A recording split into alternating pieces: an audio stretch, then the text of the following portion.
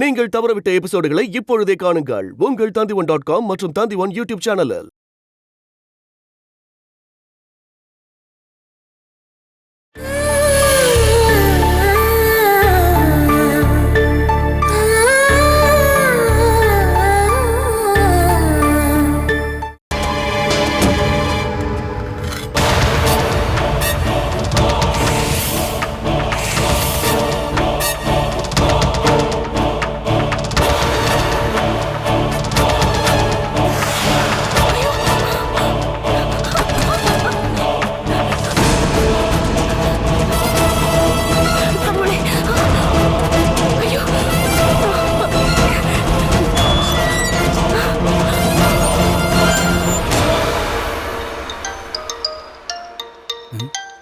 சே, மனுஷனை நிம்மதியா தூங்க விட மாட்டாங்க போல.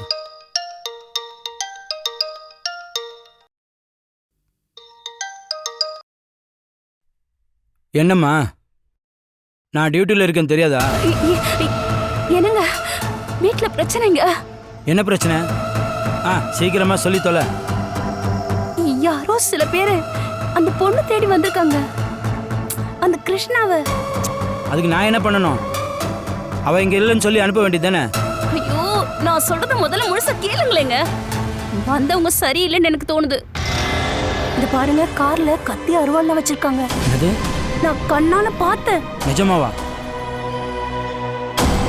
இப்ப எங்க இருக்காங்க? அவனுங்க உள்ள அம்மா அப்பா கிட்ட பேசிக்கிட்டு இருக்கானுங்க. அப்புறம் காருக்குள்ளேயும் ஆளுங்க இருக்காங்க. எனக்கு என்ன தோணுதுன்னா, இவனுங்க இந்த பாப்பம் ஆளுங்கன்னு நினைக்கிறேன். இல்லனா கிருஷ்ணாவை தேடி யார் வர போறாங்க? பாப்பா அம்மாவோட ஆளுங்களா? அவனுக்கு வெளியூரா? கண்டிப்பா அப்படித்தான் தோணுது. நீங்க சீக்கிரமா போலீஸை கூட்டிட்டு வாங்க. ஐயோ, வீட்டுக்குள்ள போவே எனக்கு பயமா இருக்குங்க. நீ இப்போ வீட்டுல தானே இருக்க? அப்ப நீ எங்க இருந்து கால் பண்ற? அது வந்து நான் வீட்டுக்கு வெளியில இருக்கேங்க. அவனுங்களுக்கு தெரியாம நான் வந்துட்டேன். ஐயோ, என்னங்க நீங்க சீக்கிரமா வாங்க, எனக்கு ரொம்ப பயமா இருக்குங்க. சரி, நீ அங்கேயே இரு, அவனுக்கு கண்ணில் பற்றாத. நான் இப்போ போலீஸை கூப்பிட்டு அங்கே வரேன். நாங்கள் வர வரைக்கும் நீ வீட்டுக்குள்ளே போகாத. ஐயோ, வீட்டில் அப்பாவும் அம்மாவும் தனியாக இருக்காங்க. அவங்கள ஏதாவது பண்ணிடுவாங்களோன்னு பயமா இருக்கு. அட, அதெல்லாம் அவங்க பார்த்துப்பாங்க. நீ நான் சொல்கிறத மட்டும் கேட்டால் போதும். ஃபோனை வை.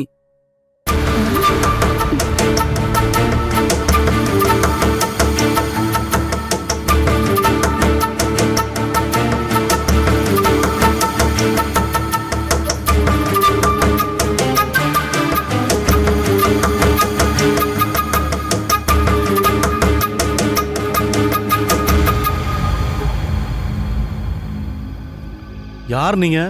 உங்களுக்கு என்ன வேணும்? நாங்க தூரத்துல இருந்து வர்றோம். சரியா சொல்லணும்னா கள்ளக்குறிச்சியில இருந்து, விழுப்புரம் மாவட்டம். என்ன விஷயமா? நாங்க கிருஷ்ணாவை பார்க்கறதுக்காக வந்தோம். ஒரு சொத்து விஷயத்தை பத்தி பேச. ஆனா கிருஷ்ணா அங்க இல்லையே. நீங்க கிருஷ்ணாவுக்கு என்ன வேணும்? சொந்தக்காரங்க. அப்படின்னா எல்லா விஷயமும் உங்களுக்கு தெரியும்ல. இந்த கிருஷ்ணாவோட அம்மா கோயமுத்தூர்காரவங்க. அவங்களோட ஃபேமிலி கவுண்டர் குடும்பத்தை சேர்ந்தவங்க. கவுண்டர் சாகுறதுக்கு முன்னாடி மகளுக்கும் மகளோட குழந்தைகளுக்கும் கொடுக்கறதுக்காக கொஞ்சம் சொத்துக்களை எழுதி வச்சிருக்காரு. இத்தனை நாளா கவுண்டரோட சொந்தக்காரங்க அந்த வாரிசை தேடிட்டு இருக்காங்க. அந்த அமௌண்ட் இப்ப வட்டியோட சேர்த்து ஒரு 20 லட்சம் ரூபாய் வரும். அதை பத்தி பேசுறதுக்காக தான் நாங்க வந்தோம். உங்களுக்கு ஓகேனா இப்பவே அந்த பணத்தை கைமாத்திரலாம். கார்ல தான் பணம் இருக்கு. பணத்தை வாங்கிட்டேன்னு கிருஷ்ணா கையெழுத்து போட்டா போதும், அவ்வளவுதான். ஆனா இங்க கிருஷ்ணா இல்லல்ல. எங்க இருக்காங்கன்னு நீங்க சொன்னீங்கன்னா பணத்தை அங்கேயே கொண்டு போய் கொடுத்துடுறோம். கொஞ்ச நாள் முன்னாடி வரைக்கும் கிருஷ்ணா இங்கதான் இருந்தா. அப்புறம் வேலை தேடிட்டு போயிட்டா. இப்ப அவளை பத்தி என்ன தகவலும் தெரியாது. ஏம்மா நீங்க இந்த மாதிரி எல்லாம் போய் சொல்றீங்க? உங்களுக்கு அது நல்லாவே தெரியும். மறைக்காம சொல்றீங்களா? எங்க இருக்க அந்த பொண்ணு கிருஷ்ணா? ஆமா தெரியும், கிருஷ்ணாவை நல்லாவே தெரியும். ஆனா சொல்ல மாட்டோம்.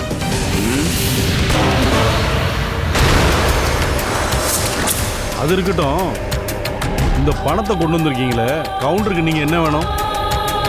இவங்க எல்லாருமே சொந்தக்காரங்க. இதை பத்தி பேசுறதுக்காக தான் நானும் கூட வந்திருக்கேன். ஓ, அப்படின்னா பாப்பம்மாவோட ஆளுங்க தான் நீங்க அப்படிதானே? என்ன உங்களுக்கு என்ன தெரியாது நினைச்சியா? முருகேசா,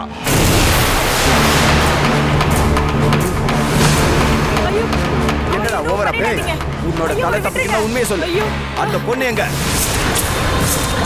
ஐயோ ஒண்ணும் பண்ணிடாதப்பா என் வீட்டுக்காரர்.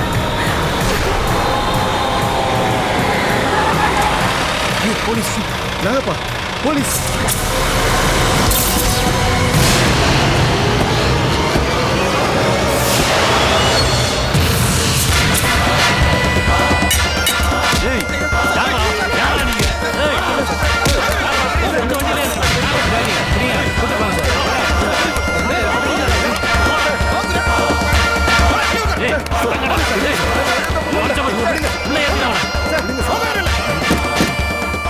உங்களுக்கு ஒன்றும் ஆகலைல்ல?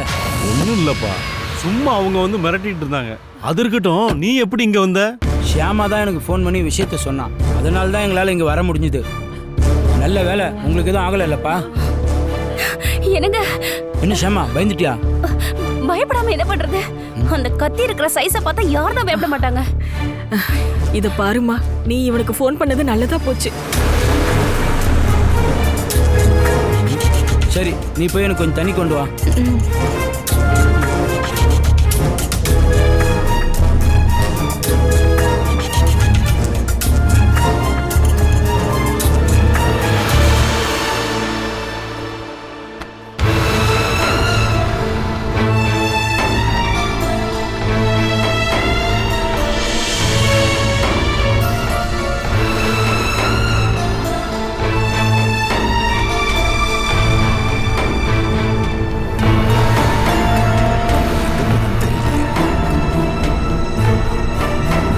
என்ன வேணும்?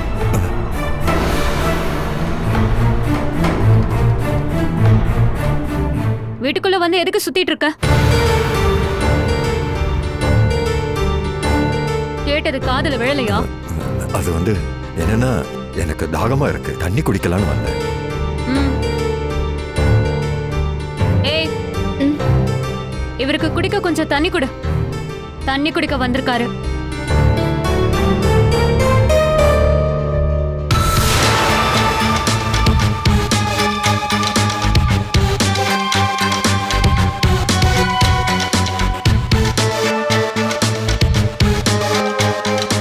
கிச்சனுக்கு போய் குடிக்க மாட்டியா என்ன? இனிமே அப்படியே பண்ணிக்கிறேம்மா. இப்ப நான் ஒரு மாத்திரை போடணும், அதனாலதான். உனக்கு இப்ப என்ன வந்துச்சு? சுகரு, பிரஷரு, கொலஸ்ட்ரால் எல்லாமே இருக்குமா?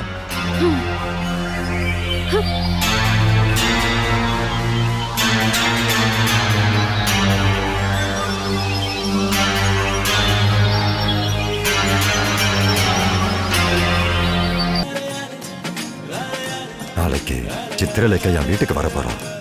உன்னை பார்க்கணும்னு சொல்லி அவ சொல்றா. இந்த வீடு முழுக்க ஆளுங்க இருக்காங்க, நான் முடிஞ்சா வரேன். தண்ணி குடிக்க வந்தேன்னு சொல்லி பல்லக்காடி பேசிட்டு இருக்கியா? அது கொடுமா.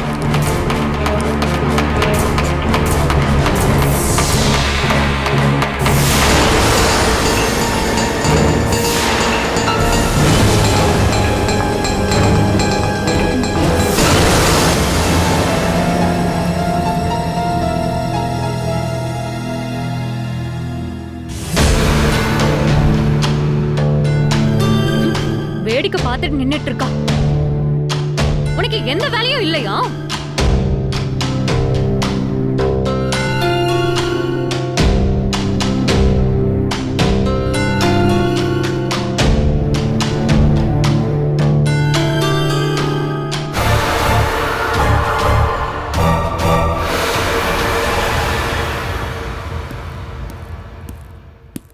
சார், அவங்க ரொம்ப ஆபத்தானவங்க.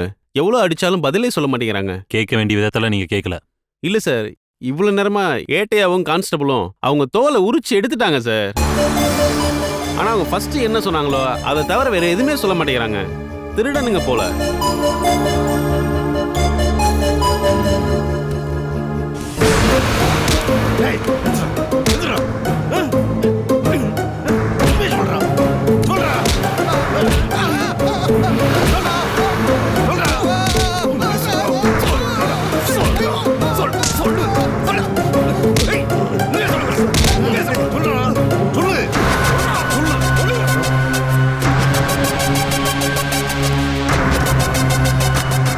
உண்மையை சொல்றதுக்கு உங்களுக்கு இஷ்டம் இல்லை. நாங்க சொல்றது எல்லாம் உண்மைதான் சார். நாங்க யாரையும் கொடுறதுக்காக இங்க வரல. ஒரு சொத்தை பத்தி பேசுறதுக்காக தான் நாங்க அந்த வீட்டுக்கே போனோம். அவங்க தான் எங்களை தப்பா புரிஞ்சுக்கிட்டாங்க. யாரோட சொத்தை பத்தி இப்ப நீங்க பேச வந்தீங்க? அத சொல்லுங்க. அது எங்களுக்கு தெரியாது. அட்வொகேட் கமலேஷ் தான் எங்களை இங்க அனுப்புனாரு. வேணும்னா அட்வொகேட் நம்பர் நாங்க தரோம். யாரையும் கொல்ல போலனா வண்டியில எதுக்காகடா அருவா கத்தியோட போனீங்க? என்ன மீசிய வலிக்குவா? அப்படிலாம் இல்லை சார். நாங்க தற்காப்புக்காக வச்சிருந்தோம். ரொம்ப தூரம் போக வேண்டியது இருக்கு சார். ராத்திரி ஆச்சுன்னா கார்ல போறவங்களை நிறுத்தி பணத்தை கொள்ளையடிக்கிறதா கேள்விப்பட்டிருக்கோம் சார். அதுக்காக தான் முன்னெச்சரிக்கையா அதை நாங்க வண்டியில வச்சிருந்தோம். ஏன் இவனுங்களா ஊமையா என்ன? எதுவும் பேச மாட்டாங்களா? இவங்களுக்கு மலையாளம் மட்டும்தான் தெரியும் சார். அதான் பேசல. இவங்களெல்லாம் லாக்அப்ல போடுங்க. சரிங்க சார்.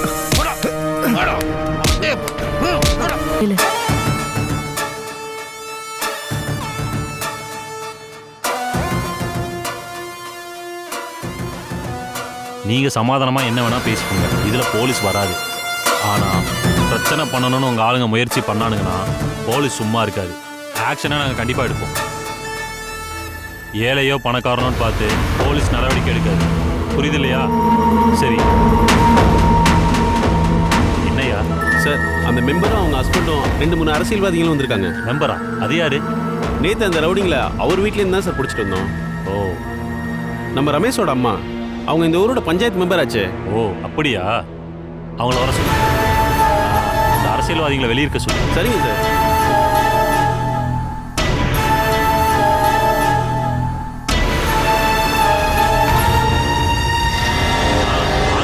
ரமேஷோட அப்பா அம்மா தானே?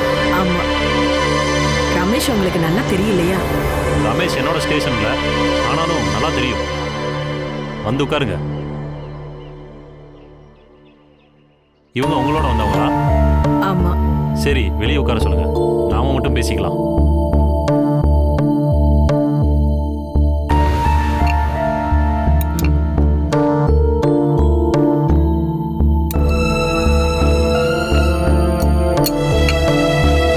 நேத்து நடந்ததுல ரொம்ப பயந்துட்டீங்களோ? பட்ட பகல்ல வீட்டுக்குள்ள வந்து அக்கிரமம் பண்றத நினைச்சா பயப்படாம இருக்க முடியுமா என்ன? அந்த பொண்ணுகிட்ட பேசணுங்கிறதுக்காக தான் நாங்க வந்திருக்கோம்னு சொன்னாங்க. ஆனா பேச வர்றவங்க கத்தி அருவாலாம் எடுத்துட்டு வரணுமா என்ன? நாங்க எவ்வளவு கேட்டாலும் அதை தவிர வேற எதுவுமே சொல்ல மாட்டேங்கிறாங்க. நான் இந்த மாதிரி சொல்லக்கூடாது, இருந்தாலும் சொல்றேன். தோலை உரிச்சாதான் இந்த மாதிரி ஆளுங்க உண்மையை சொல்லுவானுங்க. நீங்க உண்மையை வர வைக்கிறதுக்கு என்ன வேணாலும் பண்ணலாம் சார். நாங்க அதெல்லாம் பண்ணி முடிச்சிட்டோம். ஆனா அவங்க வாயை திறக்க மாட்டேங்கிறாங்களே. நாங்க உறுதியா சொல்றோம் சார், இவங்க கிருஷ்ணாவை கொல்றதுக்காக மட்டும்தான் வந்திருக்காங்க. ஏன் அப்படி சொல்றீங்க? அவளோட தாத்தா கோடிக்கணக்கான மதிப்புள்ள சொத்தை அவளோட பேர்ல எழுதி வச்சிருக்காரு. அதை அவங்க அபகரிக்க பாக்குறாங்க. இந்த அளவுக்கு அந்த பொண்ணுக்கு சொத்து இருக்குன்னு ஆதாரம் இருக்கா என்ன? இருந்துச்சுன்னா ஒரு சிவில் கேஸ் போட்டா போதும், சொத்து கிடைச்சிடும்ல. ஆனா எந்த ஆதாரமும் எங்க கிட்ட இல்ல. அதுதான் பிரச்சனையே. ஆதாரம் இல்லைன்னா சொத்துக்களை நம்ம கிளைம் பண்ண முடியாது. இவங்களை கோர்ட்ல ஆஜர் பண்ணும்போது அப்படி ஒரு கதை சொன்னா கோர்ட் நம்புமா என்ன?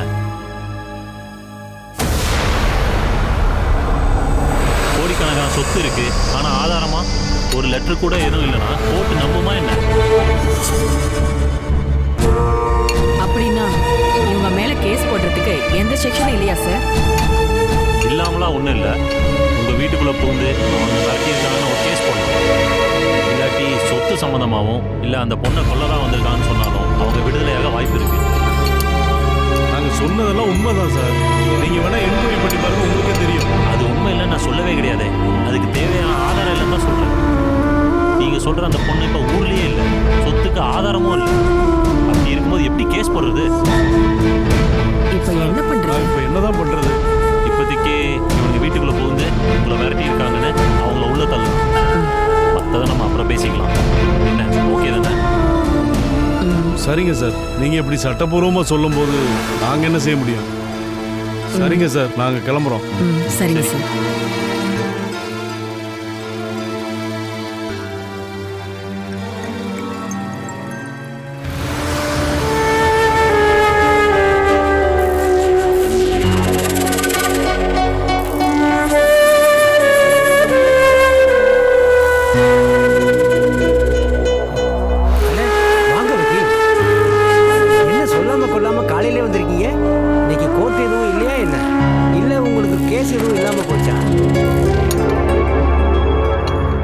ப்ராஜெக்டும் இருக்கு, கேஸும் இருக்கு.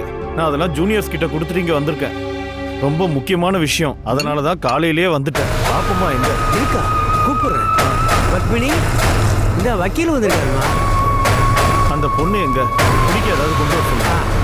முத்துமணி, வக்கீலுக்கு குடிக்க ஏதாவது கொண்டு வாமா. ஆமா, அப்படி என்ன சீரியஸான பிரச்சனை? அது ஒன்றும் இல்லை. நம்ம நாகப்பனையும் ஆளுங்களையும் போலீஸ் பிடிச்சிட்டாங்க. அவன் இப்போ கஸ்டடியில் லாக்அப்ல இருக்கான்.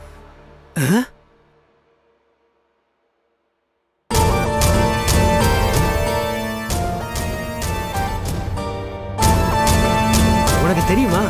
நாகப்பனை அவங்க ஆட்களையும் போலீஸ் பிடிச்சிட்டாங்களாம். போலீஸா? எதுக்காக?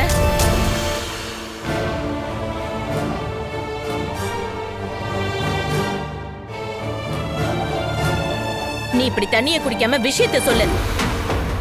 நாகப்பனும் அவங்களோட ஆளுங்களும் கிருஷ்ணாவை தேடி அவளோட சொந்தக்காரங்க வீட்டுக்கு போயிருக்காங்க. அவள் அங்கே தானே தங்கியிருக்கா. நம்மளோட கெட்ட நேரம், அது ஒரு அரசியல்வாதியோட வீடு.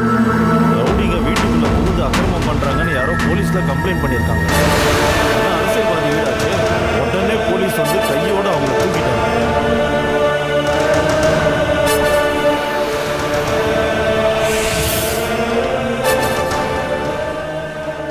வண்டியை செக் பண்ணி பார்க்குறப்போ வண்டி எல்லாம் ஆயுதம். அது போதாது அவங்கள கஸ்டடியில் வைக்க.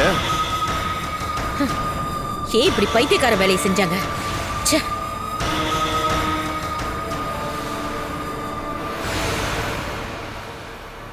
ஆமா, ஒருவேளை அவனுங்கெல்லாம் நம்ம பேரை சொல்லிடுவாங்களோ? இல்ல, அந்த விஷயத்துல அவங்க மேல எனக்கு நம்பிக்கை இருக்கு. எதுவும் சொல்ல மாட்டாங்க. அது மட்டும் இல்லாம இது என்ன முதல் தடவையா அவங்க போலீஸை பாக்குறாங்க?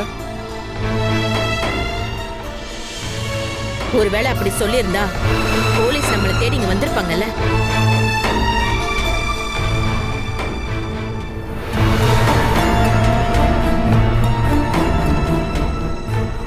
நாம எப்படியாவது அவங்கள வெளியில கொண்டு வரணும். இல்லைன்னா நமக்கு தான் ஆபத்து. என்ன கொஞ்சம் செலவாகும். வக்கீலு, இத பாருங்க, அரசியல்வாதியோட வீட்டில் தான் அக்கிரமம் பண்ணிருக்காங்க. எதிர்கட்சிக்காரன் தான் பிரச்சனை பண்ணணும்னு ரவுடிங்களை ஏவி விட்டுருக்காங்கன்னு கேஸ் போட்டாங்கன்னா அடுத்த ஒரு வாரத்துக்கு எல்லா பத்திரிகையும் நியூஸ் சேனலும் அவங்க பின்னாடியே தான் இருப்பாங்க. அவங்க அதுக்கான காரணத்தை கண்டுபிடிச்சு இங்க வர்றதுக்கான வாய்ப்பும் இருக்கு. ஆமா, அந்த மாதிரி மட்டும் நடந்தா நம்ம பண்ணது எல்லாமே வெளியில வந்துடும். அதுக்கு இடம் கொடுக்காம கேஸே இல்லாம பண்றதுதான் நல்லது. நீங்க ஒரு வேலை பண்ணுங்க. சீக்கிரமா ஜெகனை கூட்டிட்டு போங்க. எப்படியாவது நாகப்பணம் வெளியே எடுத்துருங்க. முத்துமணி, நீ போய் ஜெகன் கிட்ட சீக்கிரமா நான் வர சொன்னேன்னு சொல்லு. சரிங்கம்மா.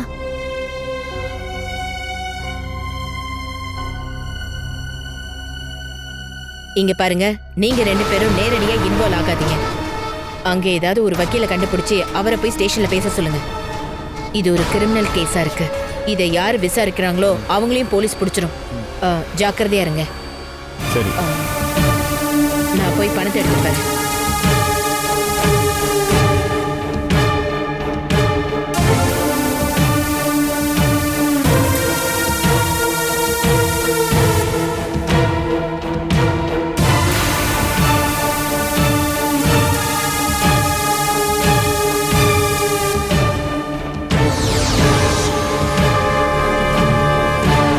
சார், சொன்னதெல்லாம் ஞாபகம் இருக்குல்ல? இதுல என்ன நேரடியா இன்வால்வ் பண்ண வேண்டாம். அவங்கள ஜாமீன்ல கொண்டு வர ஒரு கிளைண்ட் தான் எனக்கு ஃபோன் பண்ணாங்கன்னு நீங்க சொன்னா போதும். ஏன் நீங்களாம் இப்படி பண்றீங்க? அதுதான் எனக்கு புரிய மாட்டேங்குது. இது ஒரு கிரிமினல் கேஸ் இல்ல. இந்த கிரிமினல் கேஸ் அப்படிங்கும்போது வக்கீல்களுக்கு அது என்ன ஒரு பெரிய பிரச்சனையா? கிரிமினலையும் சிவிலையும் எதிர்த்து சண்டை போடுறதுனால தானே நம்மள மாதிரி வக்கீலுங்க வாழ்ந்துட்டு இருக்காங்க. அப்படி இல்ல, மிரட்டியிருக்காங்க, ஆயுதம் வச்சிருந்தாங்க, கொலை முயற்சி, எல்லாரையும் டார்ச்சர் பண்ணியிருக்காங்க. இந்த மாதிரி ஏகப்பட்ட செக்ஷனை அவங்க பேர்ல போட்டிருக்காங்க. போலீஸ்காரங்க நினைச்சாங்கன்னா எந்த செக்ஷனையும் யார் மேலேயும் ஈஸியா போட முடியும். ஆனா அது அப்படியே தொடரணுமாங்கிறது நம்மள மாதிரி வக்கீலுங்க தான் முடிவு பண்ண முடியும். இருந்தாலும் நீங்க இப்ப போங்க. நாகப்பனையும் அவங்க ஆளுங்களையும் வெளியில கூட்டிட்டு தான் வரணும். அதுக்காக பணம் எவ்வளவு வேணா கேளுங்க. அந்த எஸ்ஐ கிட்ட கேட்டு சொல்லுங்க, இது பெரிய கேஸ்னு. அது எல்லாத்தையும் நான் பாத்துக்கிறேன். டீல நான் முடிச்சிட்டேன்னா நான் சிக்னல் கொடுப்பேன். அப்ப வந்தா போதும். சரி, நீங்க போங்க. சரி.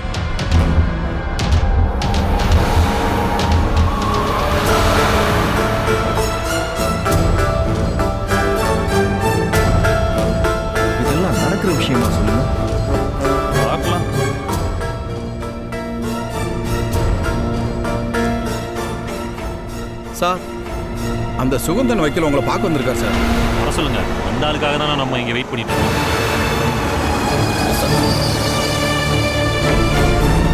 Excuse me. எஸ் கம் இன்.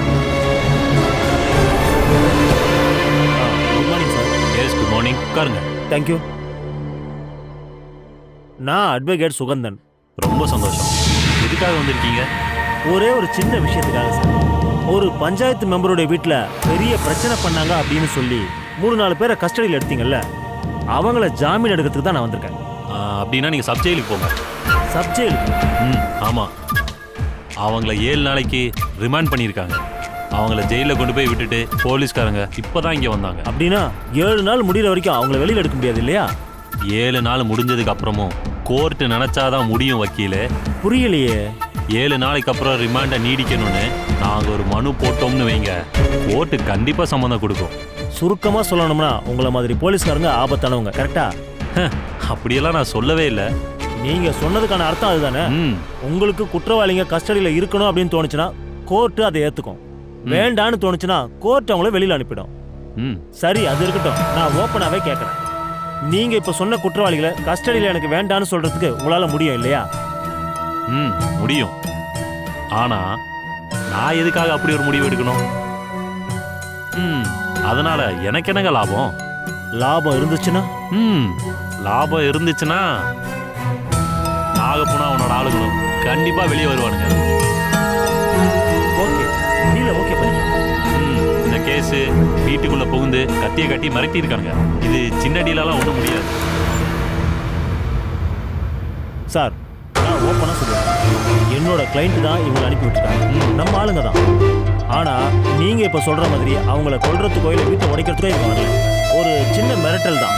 அதுவும் சொத்து விஷயத்தில் ஒரு முடிவு எடுக்கிறதுக்காக தான். அப்படி தான் நினச்சிட்டு வந்திருக்காங்க. ஆனால் நீங்கள் இதில் ஒரு 2-3 வார்த்தை எக்ஸ்ட்ரா போட்டு ஏகப்பட்ட செக்ஷனை அவங்க மேலே போட்டுட்டீங்க. இப்போ சொல்லுங்கள், உங்களுக்கு 25,000 ரூபா ஓகேவா? இன்னும் கொஞ்சம் எனக்கு அதிகமாக வேணுமே, முடியுமா? ஓகே, ஒத்துக்கிறேன்.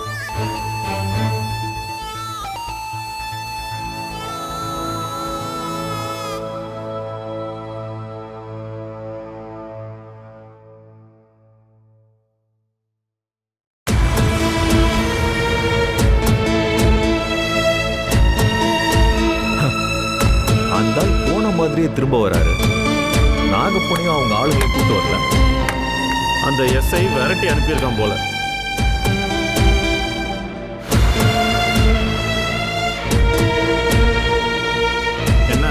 என்னாச்சு?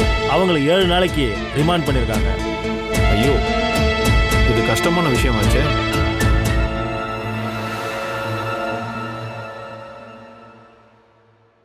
அப்படின்னா நாம 7 நாள் கழிச்சு தான் அவங்கள பார்க்க முடியும்ல? பார்க்கலாம். அனுமதி வாங்கிட்டு நாம ஜெயிலுக்கு போவோம். வெளியே வரணும்னா 7 நாள் ஆகும். அதுவும் போலீஸ் கஸ்டடி வேணான்னு அவசியப்பட்டா மட்டும்தான். பெரிய பிரச்சனை ஆகுமா வக்கீல? இல்லப்பா, இதெல்லாம் போலீஸ் அப்புறம் கோர்ட்டோட சாதாரண நடவடிக்கை தான்.